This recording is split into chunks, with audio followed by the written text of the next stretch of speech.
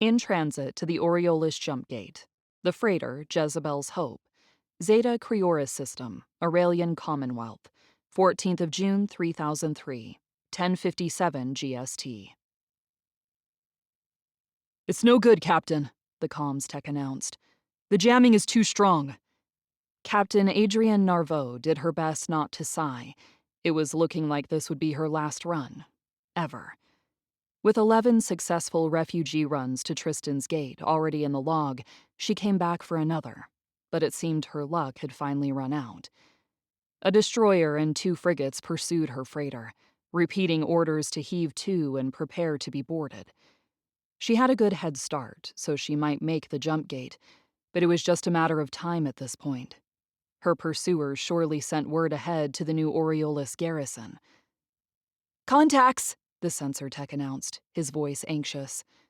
"Multiple contacts dead ahead at 5 light minutes." The best civilian sensors on the market had a range of 1 light day with any kind of resolution, and Narveau hadn't been able to afford even 4th best the last time she took her ship in for a refit.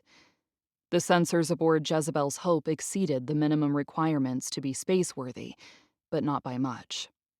Fortunately, even though 5 light minutes sounded really close, it was still almost 30 minutes away at 1/5 light. "Show me the plot," Narveau said. The view screen activated, displaying over 30 ship codes. The new ships were arranged in a rough line abreast formation, creating a wall between her and the jump gate. As Narveau examined the plot, the computer began adding data to the ship codes as the comm system communicated transponders. 15 frigates, 10 destroyers, 6 cruisers, 3 battleships, and 1 dreadnought. Narvau's focus flicked back to the ships pursuing her. Hounds for the hunters. Narveau racked her mind for what she knew of her passengers, trying to figure out why in the stars the Provisional Parliament would dispatch a dreadnought battle group for her dinky old freighter. As far as she knew, none of her refugees were special. They were farmers, artisans, factory workers. Okay, there were a couple scientists, but they had assured her they were minor faculty at a system university. "Captain, message broadcast. It's coming from the dreadnought," the comms tech announced. "I can't believe they're overpowering the jamming at this range." "Play it," Narveau said. The bridge speakers came alive. "May I have your attention, please? I am Admiral Jennings Trask."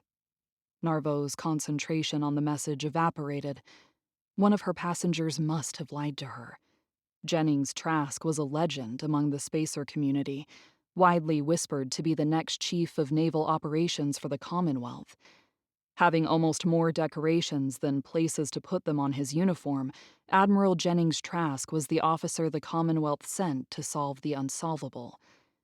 Cheers from her people pulled Narveau from her anxiety-riddled musings, and she blinked as she realized she had no idea why her people were celebrating. "Play that back," Narveau said, hoping the cheers were related to the message. "Aye, Captain," the comms tech said. The speakers once more carried Trask's voice. "May I have your attention, please? I am Admiral Jennings Trask, Task Force 42 Bravo. You are executing illegal orders. I advise you to stand down and withdraw, or we will defend the freighter with all necessary force." A high-pitched wail erupted, and the sensor tech almost screamed. "Missile launch! 300, that is 300 birds incoming. They're locked on and are homing." Narveau watched the dots representing the missiles on the plot as her mind ran the probabilities. The ships of the former Commonwealth used 2 types of missiles: energy signature and transponder tracking, and IR profile tracking. The IR sensor packages were older and cheaper. When the Civil War broke out, the Commonwealth had been phasing them out. There was a chance that those 300 missiles were IR trackers. At least some of them. "Helm, turn off the attitude control system," Narveau said. "And kill the engines. I want us to drift. Comms, kill the transponder and signal the engine room. Stop all heat radiation possible. I want to be a hole in the night."